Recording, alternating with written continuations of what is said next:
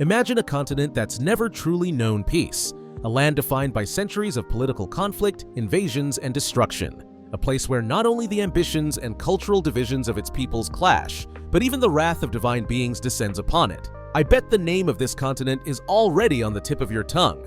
Of course, it's Tamriel, the chaotic, awe-inspiring home we Elder Scrolls fans know and love. A place that's never free of conflict, where one moment you're enchanted by its landscapes, and the next you're holding your breath in a dark cave, bracing for whatever's lurking in the shadows. In this video, I want to take a step back and look at things from a broader perspective. Instead of diving into specific regions like Skyrim or Cyrodiil, or focused factions like the Thalmor or the Empire, I'll try to explore the bigger picture. I'll be digging into the root causes of Tamriel's endless crises, the core motivations of the races that inhabit it, and how those motivations might clash with the very idea of peace. Is lasting peace even possible in a world like Tamriel? I hope this video takes you on a wide journey across the lands of Tamriel and helps us imagine what kind of world we might see in the 6th Elder Scrolls game. If you enjoy the video, don't forget to support the channel. And let me know in the comments, do you think peace in Tamriel is truly possible? And where do you think its biggest structural problems really come from? Enjoy the video! Can Tamriel ever know peace? In a world like Tamriel, peace doesn't just mean the absence of war. It also means being safe from world-ending gods, radical cults, werewolves, vampires, and mythic apocalypse scenarios. Even with just those few examples, you can already tell how chaotic Tamriel truly is. Looking back at Tamriel's history and the events that shaped its society, I get why the idea of peace seems more like a fantasy than a realistic goal.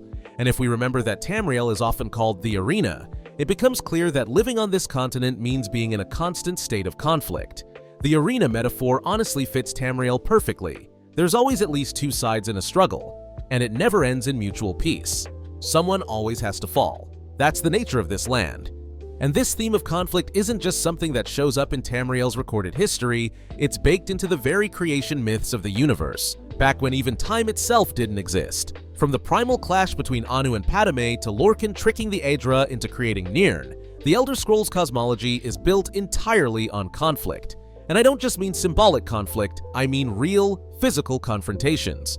If you know your lore, you'll remember things like Lorkhan's heart being torn out, or Padme striking Nirn. These aren't just metaphors. This is the foundation Tamriel stands on. If the world itself is an arena, and its very existence is rooted in conflict, then it raises some important questions. Can real, lasting, pure peace ever exist in Tamriel? And if it does, is it just a temporary pause between wars? It's important to point out that these questions aren't just political or cultural, they're metaphysical too. Because in Tamriel, peace might not have the same meaning or weight as it does in our world. In the Elder Scrolls universe, peace is often seen as a break from the norm, a fragile and unstable state that takes immense effort to maintain. It's not a natural balance, it's an exception. Think about Mehrunes Dagon, the Daedric Prince of Destruction and Change, and the one behind the Oblivion Crisis. He brought an end to the Third Empire era, which had been a time of long-lasting stability, order, and relative calm across Tamriel. But in this universe, stagnation is viewed negatively by many of its powerful beings. Stagnation and change are always in conflict, and out of that struggle, the world of Mundus, the world we know, was born. Endless Chaos, a historical look at Tamriel.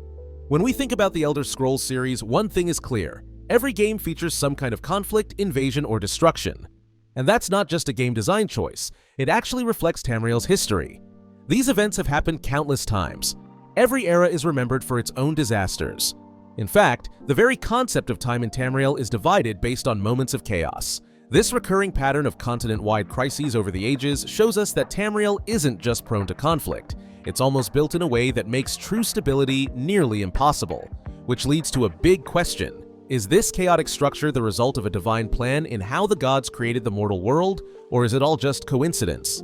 Personally, I believe it's not random. I think it points to a deeper structural issue, and that's the perspective I'll be sticking to throughout this video. So now, I want to walk you through some of the major events in Tamriel's history that reflect this ongoing chaos. Events that had massive, wide-scale consequences. Refreshing our memory on these will help us better understand whether lasting peace in Tamriel is even possible. By the way, I'll be skipping over the Dawn era and the Merethic era here because most of what we know from those times is based on mythology. If you're interested in that myth-heavy and highly chaotic period, which includes the creation of Mundus, be sure to check out my video called The History of the Daedra. For now, let's start from the First Era, where we have more solid historical accounts to work with. The First Era was the age where the roots of the conflict between men and elves were firmly planted. By this time, the concept of distinct races had clearly taken shape, and slavery was a common and accepted practice across Tamriel. It was also during this era that part of the Altmer population left their ancestral homeland and migrated to the lands we now call Morrowind. These migrants would later be known as the Dunmer. One of the key events of the era was the Khmer-Nord Wars, regional at first glance, but with massive long-term consequences for Tamriel's political future. At the start of the era, the region now known as Morrowind was home to both the Dwemer and the Khmer. The Khmer were originally Altmer who had broken away from their people, believing the Altmer had become corrupt and strayed from the true religious path. Following the teachings of Saint Veloth, they migrated to what was then called Resdayn before the First Era began. Although they lived alongside the Dwemer, there was always tension between them due to major cultural differences.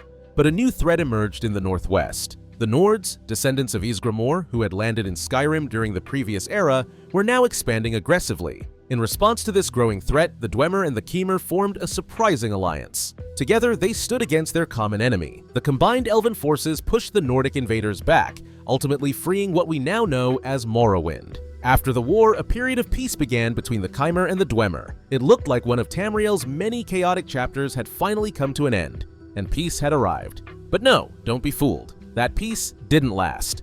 Thanks to the growing influence of their leader, Indoril Nerevar, the Khmer began to consolidate power in Morrowind.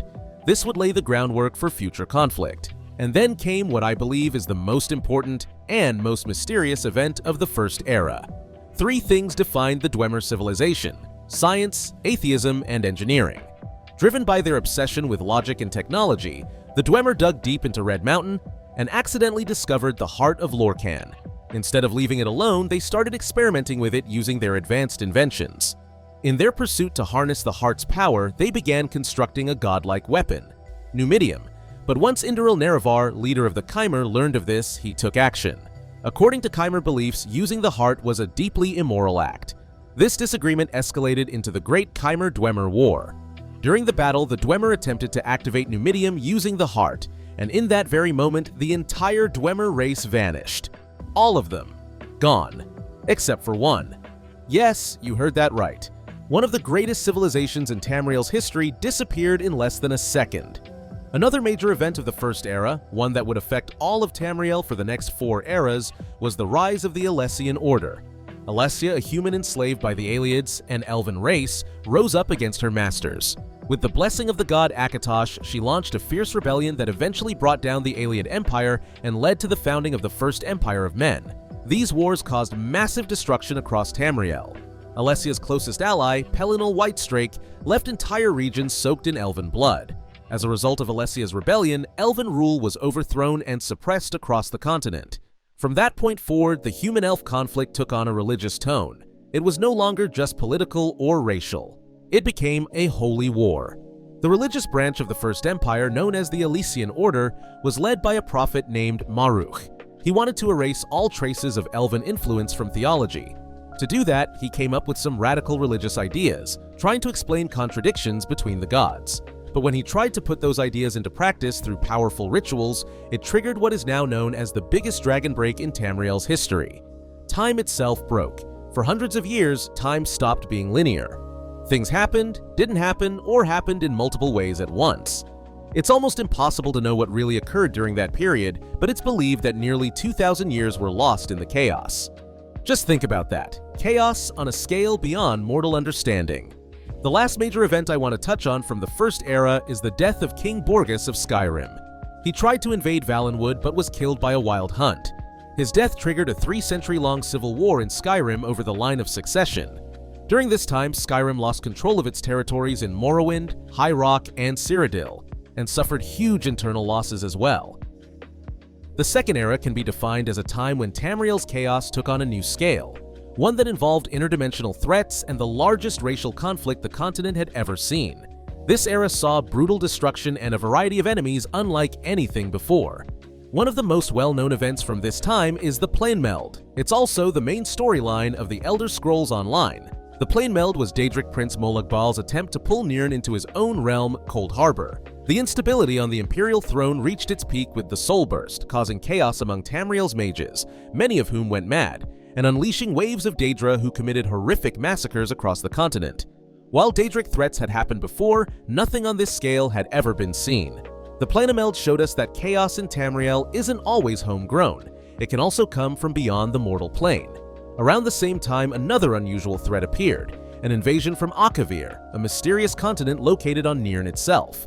The Akaviri invaders launched attacks on Morrowind and Skyrim, further weakening the already unstable empire.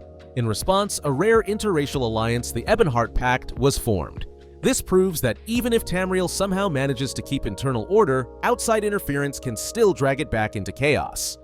And honestly, no society can survive this much political turmoil without breaking down. Eventually, things exploded into full-blown war. The Three Banners War. The Aldmeri Dominion, Daggerfall Covenant, and Ebonheart Pact all fought for control of the Imperial throne. This massive war was the clearest sign of how deep Tamriel's racial and political divisions really ran. It also showed us that when there's no central authority in Tamriel, things never end well. Chaos always finds a way back in. And as we'll see in the Third and Fourth eras, this lack of strong leadership continues to be one of the root causes of Tamriel's problems. The Second Era also reminds us of the fall of the Riemann dynasty and the end of the Second Empire. During this time, the Empire was ruled by a series of stewards, most of whom were assassinated one after another. As you can see, it was non-stop chaos and destruction, and we haven't even gotten to the Oblivion Crisis yet. The Third Era might be the time period we know best through the games, and maybe the one where Tamriel came closest to total collapse. 4 out of the 5 main Elder Scrolls games take place during this era. And while the Oblivion Crisis is by far the most famous event, chaos and turmoil had already been stirring long before that. This was the era of the Third Empire, founded by Tiber Septim. In the early years, you can definitely see signs of order and peace. That's because, as I'll explain more later, Tiber Septim crushed the continent with an iron fist. He brought peace by force, brutally stamping out chaos. But after his death, as time passed, the throne became a battleground for power struggles, and rebellions began to break out. Surprised? Probably not.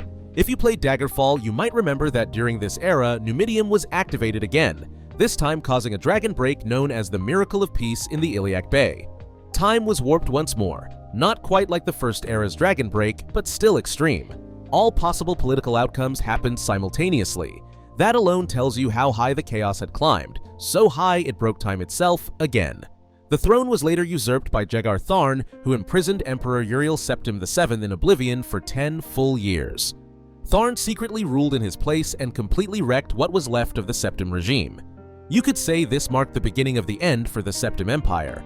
Just as Uriel Septim returned and seemed ready to restore order, everything fell apart. The Oblivion Crisis is one of the most unforgettable events in Tamrielic history. Its destruction was so massive that it completely wiped out the Septim dynasty, shattered the most powerful human empire ever known, left many provinces in ruins, and kicked off a long period of instability that still hasn't fully ended. Mehrunes Dagon's invasion, driven by his role as the Daedric Prince of Destruction and Change, opened Oblivion gates all across Tamriel. Through them came Daedric armies that butchered the population. And yes, even though we, along with Martin Septim, managed to stop Dagon and save Tamriel, what was left behind was total devastation. What stands out about the Oblivion Crisis is how it reflects Dagon's nature, destruction for the sake of transformation. And to me, that says a lot about Tamriel. It shows that real, lasting peace might never be possible. Change is baked into the fabric of this world. And, as we'll see later, even the so-called peaceful periods in Tamriel's history tend to be short-lived. Chaos, on the other hand, seems to be the one constant. The Fourth Era is often seen as a time when the Daedric threat finally weakened a bit, but in its place came rising political tensions and shifting power dynamics. And, as always in Tamriel, we still see some events that are downright absurd. One of the most extreme was the eruption of Red Mountain, known as the Red Year, which devastated Morrowind. The causes of this disaster are so convoluted and layered that at some point you stop trying to understand why it happened and just focus on the aftermath. What we do know is this: the tribunal was already gone, except for Vivec, who was never actually killed. As you probably remember, the living god Vivek had been holding a massive meteor called Bar Dao in place above Red Mountain using his divine power. But then he disappeared, or, depending on your actions in Morrowind, maybe even lost that divine power because of you. Either way, with Vivek no longer there, the meteor crashed into the mountain, and boom! Morrowind was turned to ash. Now, of course, you could ask the obvious question, why didn't Vivek just send the thing back into space while he still had the chance? But hey, I won't go down that rabbit hole today. Still, it's just another example of how chaos in this world can come from the weirdest, most ridiculous chain of events. After the fall of the Tribunal, the destruction of the Red Year, and the devastation of the Oblivion Crisis, the Dunmer were left severely weakened. Meanwhile, the Argonians, who had actually been the only ones to successfully repel the Daedric armies during the crisis, were growing stronger and uniting under a new political system. Having survived the crisis in a much stronger position, the Argonians launched a full-scale invasion of Morrowind to take revenge on the Dunmer, who had enslaved them for centuries. The result was brutal. Violent massacres, heavy losses among the Dunmer population, and the Argonians ultimately taking control of southern Morrowind. And just so you know, that tension is still simmering during the time of Skyrim. Another strange and chaotic moment in the Fourth Era was when both of the moons suddenly disappeared. For the Khajiit, this was a catastrophe. The moons are deeply sacred in their culture, and their disappearance led to panic, uprisings, and widespread madness across Elsewhere. Then, just as mysteriously as they vanished, the moons came back. No one really knows how or why. But the Thalmor jumped at the opportunity. They claimed responsibility, using it as a political power play. As a result, Elsewhere voluntarily joined the Aldmeri Dominion. Naturally, this move made tensions between the Empire and the Dominion even worse. All the instability unfolding across different regions eventually led to a direct confrontation between the two major powers, the Empire and the Aldmeri Dominion. What followed was the Great War, one of the largest-scale wars Tamriel has ever seen. The Imperial City was invaded and civilians were slaughtered. It's even said that Daedric princes were somehow involved, and that Tamriel barely avoided another full-blown invasion. Still, the Empire held on with everything it had and managed to force the Dominion into signing a peace treaty. The Great War ended with the White Gold Concordat. But let's be honest, just about everyone believes a second Great War is inevitable, which tells us that the current tension we see across the continent is just the beginning. And finally, we come to the Civil War in Skyrim, the one we personally experience in the Elder Scrolls V. It might be the most direct example of instability we've ever seen in the series. And it's not just a political or regional conflict, there's divine chaos involved too. Right in the middle of the war, Alduin the World Eater returns, a godlike being who intends to destroy the world so it can be reborn. So while the people of Skyrim are fighting over independence versus loyalty to the Empire, they're also trying to survive the wrath of a mythic figure from ancient Nord legend. Skyrim has become a completely unstable province. There's no sign of order anywhere. Honestly, I'd say even Cyrodiil during the Oblivion Crisis felt more organized.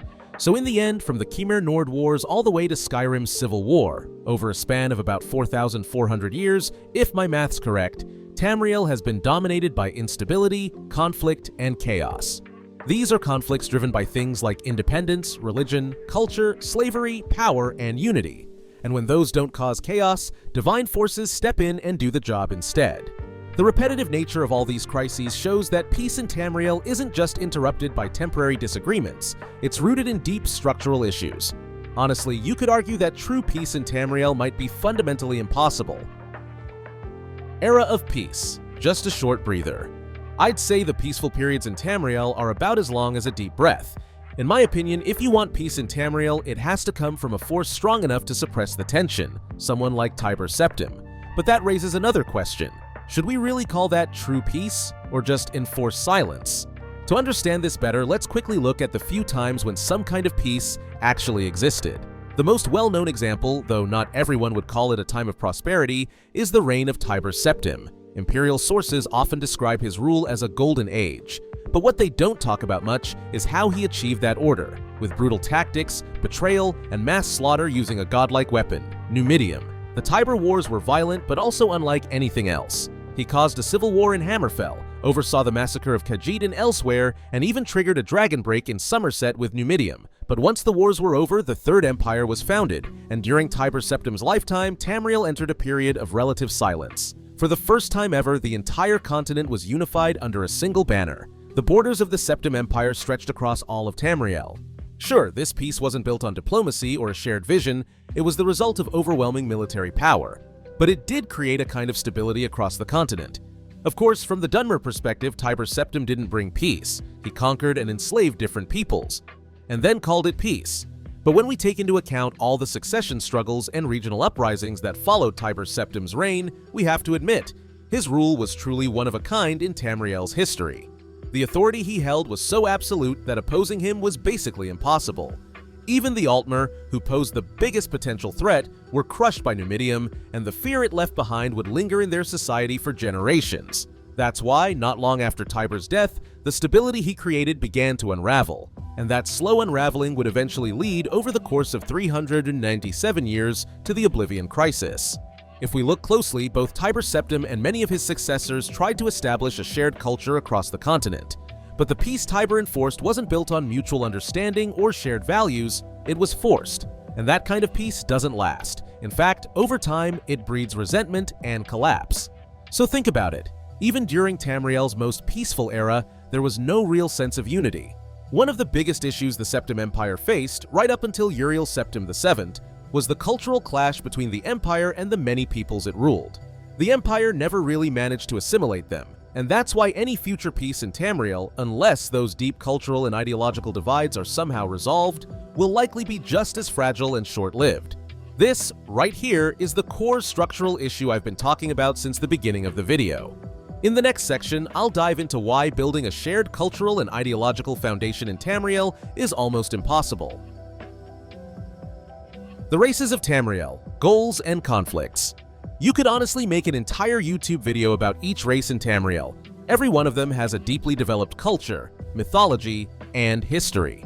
But beyond that, each race also has its own unique cultural, religious, and political goals. And these goals often clash in ways that are nearly impossible to reconcile, forming the foundation of Tamriel's constant state of chaos. Take the Altmer, for example. They believe they are directly descended from the Idra, pure and unbroken. Because of this, they see themselves as superior to humans, whom they associate with the trickster god Lorkhan, and even to other elven races. Their hatred of Lorkhan is rooted in a key belief, that he caused the Altmer to lose their divine nature. According to Altmer tradition, Lorkhan tricked the Edra into creating Mundus, and in doing so, the Edra spent their power to shape the mortal world, losing either all or most of their godhood in the process. The Altmer blame Lorkhan for this loss. That's why their entire cultural foundation includes a deep-seated racial superiority complex and an intense hatred of Lorkhan. One political group within the Altmer radically committed to these cultural and religious ideals is the Thalmor. One of their ultimate goals is to destroy Mundus itself, or undo its creation in time. Why? Because they believe that by doing so, they can reclaim the immortality and godhood that Lorkhan stole from their ancestors. Naturally, this goal is in direct conflict with the very existence of all other races. It threatens the survival of everyone else in Tamriel. And when you look at major Fourth Era events, like the Great War or the banning of Talos worship, these Altmer motivations are exactly what's driving the chaos behind the scenes. The Altmer's conflict with other races can pretty clearly be described as racial supremacy. It strongly resembles the attitudes of fascist nations during the Second World War. The Thalmor, a political faction that hunts down even Altmer who oppose their elven superiority ideology, are known to quietly assassinate dissenters, even if they've fled far from home. So imagine what they're willing to do to non-elves. The Thalmor's desire for total control, their obsession with racial purity, and their radical religious views are arguably the biggest driving forces behind Tamriel's instability in the Fourth Era. Every major point of tension between the Thalmor and the Empire can be traced back to these motivations. Now, let's talk about the Nords. Historically, they've clashed with the Dunmer many times, but in the Fourth Era, that dynamic changes a bit. We see a lot of Dunmer refugees living in Skyrim. The Nords' main issue isn't with them directly, it's with religious freedom. After the Empire signed the White Gold Concordat with the Dominion, the Nords were one of the two races most deeply affected. In Skyrim, we constantly see how deeply attached they are to their ancient beliefs, their culture, and the harsh, snowy land they call home. The ban on Talos worship and the fact that Thalmor agents are allowed to roam Skyrim freely, hunting down dissidents, sparked serious unrest. This is what led to the Stormcloak Rebellion. It's worth noting that the Empire's official religion is a blend of both human and elven beliefs, Because of that, especially during the reign of Tiber Septim, the Nords were once incredibly loyal to the Empire. But after the Septim dynasty fell and the Empire began to decay, many Nords started longing for the days of true independence. And let's not forget, the Nords originally came from a different continent. They were once nearly wiped out by the Snow Elves through deception and betrayal. Throughout history, they've held a deep distrust of magic and, by extension, the elves who often wield it. So while Nord nationalism isn't as extreme or organized as what we see in the Altmer, it still has the potential to become a threat in the right conditions. They've played their part in racial conflicts too, and they're far from innocent. The Dunmer are easily one of the most troubled races in the Fourth Era, largely because they're now dealing with the consequences of the slavery system they once imposed on the Argonians. For centuries, enslaving Argonians was a key part of Dunmer society, both economically and socially. House Dress, for example, built its power on agriculture and the slave trade, feeding most of Morrowind for generations. And of course, slavery came with cruelty, abuse, and inhumane treatment. That history has left behind deep-rooted hatred between the Dunmer and Argonians, hatred that ultimately led to the invasion of southern Morrowind in the Fourth Era. There are a few records suggesting that slavery was officially abolished after these events, which implies that Morrowind's political and economic structure changed significantly. But make no mistake, the Argonian threat is far from over, and the Dunmer know it. So it's safe to assume this conflict isn't over either. Future clashes between the two races are likely. The fall of the Tribunal caused a major cultural shift in Morrowind. With their living gods gone, many Dunmer returned to their older religious beliefs, specifically the worship of the so-called Good Daedra, 3 Daedric princes. But worshipping Daedra is considered taboo by most other races in Tamriel. So this religious revival has once again put the Dunmer in cultural conflict with the rest of the continent, especially the Empire. Another problem is that Morrowind no longer has a unified political system. Traditionally, the province was governed by a council of great houses, with a king appointed by the Empire to sit above them, but the real power always rested with the council. As of the latest reports, House Redoran seems to be on the rise. They were the ones who stepped up to help after the Red Year and led resistance efforts during the Argonian invasion. Because of that, Redoran looks like the most likely leader of any future political restructuring in Morrowind. The only question is, how much blood will be spilled in the process? Hopefully, the Elder Scrolls 6 will give us the answer. We all know that the Khajiit and Argonians have long been treated as second-class citizens in Tamriel. Even the way they're categorized, beast races, is inherently problematic. But in the Fourth Era, we've seen a cultural awakening in both groups, along with a growing sense of political awareness. I already touched on the Argonians earlier, especially their retaliation against the Dunmer and their rise in political strength. As for the Khajiit, their distrust towards Cyrodiil has deep historical roots. There's the needless slaughter by Pelennor Whitestrake during the First Empire, the devastation caused by the Tiber Wars under the Third Empire, and the Empire's complete failure to respond when both moons mysteriously disappeared in the Fourth Era. Add to that the fact that the Khajiit have always been socially excluded, and then consider how the Dominion came along offering, at least on paper, a structure where they belonged. It's no surprise that the Khajiit have taken an anti-Empire stance in recent times. Still, we shouldn't forget, in both Valenwood and elsewhere, there are underground resistance movements that oppose the Thalmor, and many of these groups maintain secret ties with the Empire. So, internal conflict and even the risk of civil war remain very real in these regions. Throughout this video, I've spoken about the Empire here and there, but now let's take a closer look. For the Imperial race, the grand vision has always been uniting all of Tamriel under one banner. From Alessia to Titus Mayday, their political legacy is rooted in the belief that Empire is the pinnacle of civilization. The Empire presents itself as a melting pot of cultures, held together by a professional military and a doctrine of religious tolerance, or at least, that's how the Imperials see it. At the heart of the Imperial religious system is the rejection of the Daedra and a more human-centered interpretation of divinity. But that human-centric worldview has also led to the marginalization of many non-human races. The rise of xenophobic, nationalist, and authoritarian groups like the Thalmor in Somerset and the Anzilil in Black Marsh is deeply tied to the Empire's failure to include these cultures. When you consider the corrupt bureaucracy, internal opposition within the capital, and the Empire's struggle to manage resources during wars with the Dominion, it becomes clear the Empire is no longer the strong, efficient power it once was.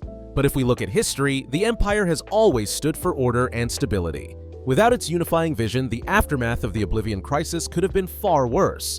In fact, one could argue that Imperial unity didn't erase other cultures across the continent. It may have actually helped preserve them. In that sense, the Empire's continued existence today shouldn't necessarily be seen as a source of conflict, but rather as a continuation of stability. That said, chaos is running through the Empire's veins right now. The assassination of the Emperor in Skyrim is a clear sign of that. There's major opposition brewing from within, and more power struggles seem to be on the horizon. And we all know, whenever the throne in Cyrodiil is left empty, the entire continent spirals into chaos. I'm not going too deep into the Red Guards and the Wood Elves here, but a few quick notes. The Red Guards are currently focused on protecting Hammerfell from the threat of the Thalmor. After the wars in the region, they've managed to establish a unified front and a sense of order. Their main goal now is to maintain it. As for Valenwood, while it officially joined the Aldmeri Dominion, there are active resistance movements within that oppose the Thalmor. These underground rebellions have led to small internal crises, and the risk of escalation is very real. The Empire has actually been quietly supporting some of these anti-Thalmor forces, trying to use them to weaken the Dominion from within. That means covert funding, strategic alliances, and proxy conflicts. And then, outside of all these major races, we have the Orsimer, the Orcs, who have long been left without a true homeland. A tribal people with a closed-off culture, their ultimate dream is to rebuild the legendary city of Orsinium and exist as an independent, recognized nation. Right now, Orsinium is tucked away in the mountains between Hammerfell and Skyrim, but it's constantly under threat from both the Red Guards and the Bretons. This has created a lingering tension in the region that's been going on for over 2,000 years, and it still hasn't been resolved. Why can't there be peace? I hope I've managed to refresh your Elder Scrolls history knowledge without boring you too much. As we went over the core motivations of each race, I'm sure you noticed how often their interests clash with one another. If I tried to break each of these conflicts down in detail, the video would never end. So instead, I'll wrap things up by grouping my conclusions under a few key points, hopefully giving us a clearer picture of why peace in Tamriel is so hard to achieve. First off, let's acknowledge the obvious. There is no shared system of values across the continent. Some of you might say, but don't a lot of the races worship the same gods under different names? And yes, that's technically true. But even when the gods are the same in name, they're portrayed and understood in completely different ways depending on the culture. For example, Akatosh is seen as a human dragon figure in Imperial culture, a feline figure in Khajiit belief, and an elven form among the Altmer. These differences show up in the way nearly every divine figure is interpreted. The Alessian Order actually tried to unify these beliefs under one religious system, but it didn't really work. Because in Tamriel, as in our own world, the dominant group always tries to make their culture the standard. That's just how power works. And even within Elder Scrolls theology, the gods themselves are often in conflict. Their natures are fundamentally at odds. Honestly, I'm convinced of one thing. Religious belief is one of the biggest barriers to peace in Tamriel. And isn't that also true in our world? If the gods themselves can't agree, how can the mortals who worship different gods possibly find common ground? These deep religious differences make lasting peace between the various races of Tamriel nearly impossible. Another major issue is the balance of power. In Tamriel, everyone wants something, but no one wants to make sacrifices or offer real compromises. Take the White Gold Concordat, for example. The Empire gave up some of its traditions, and yet, uprisings broke out all over the place. Sure, maybe that's not the best example, since the Empire made concessions to the Thalmor, but even then, we know the real reason behind it was to buy time to rebuild their military strength. Every race and faction in Tamriel is focused on protecting or expanding its own interests. Very few are willing to make sacrifices for someone else's gain, and this constant cycle of the Empire rising and falling, of thrones being vacated, keeps creating new power struggles. You might argue that a strong central authority could stop this, and you'd be right to a point. But even rulers like Tiber Septim, who enforced peace through raw power, only ever suppressed chaos temporarily. Once that power fades and a vacuum forms, all the old tensions come bubbling back to the surface, and new conflicts erupt. That's basically the entire pattern of Tamrielic history. Up to this point, we've talked about problems caused by mortals, their ambitions, greed, and ideals. But I also think divine beings play a huge role in preventing peace in Tamriel. Honestly, they might be one of the biggest barriers of all. Just look back at what we discussed earlier. The Planemeld, the Oblivion Crisis, Jagar Tharn's usurpation, all of these were caused by Daedra. Alduin's attempt to destroy the world, the consequences of unlocking Lorkhan's heart, those came from Aedric roots.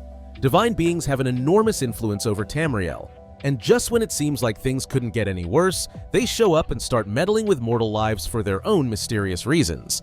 Yes, sometimes those invasions unite the continent temporarily, But other times, Daedra corrupt and reward their mortal followers, leading some individuals to intentionally spread chaos across Tamriel. Of course, we could list 100 more reasons why peace is so hard to achieve, but I've tried to sum things up under a few major ideas. We've already touched on the races and their conflicting goals throughout the video. Now, if you've got thoughts or theories of your own about what's stopping Tamriel from ever finding peace, drop them in the comments. I'd love to hear them. And with that, let's start speculating about the Elder Scrolls 6. After all, we're free to theorize as much as we want. Possible peace scenarios. Wishing for peace in Tamriel means accepting that some deep political and cultural changes would have to happen. If you find Tamriel so rich and layered, it's exactly because of how different and diverse everything is. Real peace would likely come at the cost of many cultural traditions being lost and replaced by something more uniform. At least, that's how I see it. Now, if the Elder Scrolls 6, the game we've all been waiting for, does introduce a more peaceful era, we can try to imagine what that might look like. One possibility is the last Dragonborn, a figure that many of my viewers have mentioned in past videos as a potential future emperor. Throughout Tamriel's history, powerful and heroic figures like the last Dragonborn have helped the continent survive major crises and restore unity. The best example, of course, is Tiber Septim, also a Dragonborn, who used the power of the Thu'um like a weapon and forged the Third Empire. Someone like the last Dragonborn, or a similar charismatic leader, could theoretically unite the races and factions of Tamriel around a common cause and bring peace. Is that easy? Not at all.